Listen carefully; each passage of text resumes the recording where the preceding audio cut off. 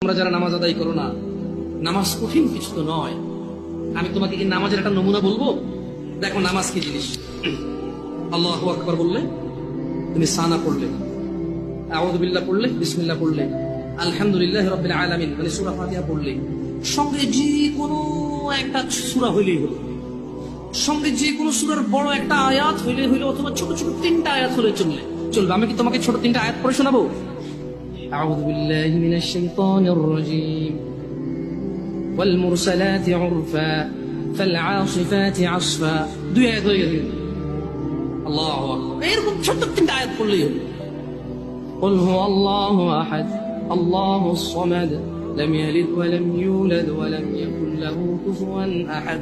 তো জামশেদ ভাই, নামাজ সহজ কিভাবে? আমি তো শুধু আলহামদুলিল্লাহ সূরা পারি আর কুল হুল্লাহ পারি, আর কিছু এখন পারি না। তো ঠিক আছে, তুমি প্রথম রাকাতে আলহামদুলিল্লাহ সূরা পড়ো, রুকুতে যাও,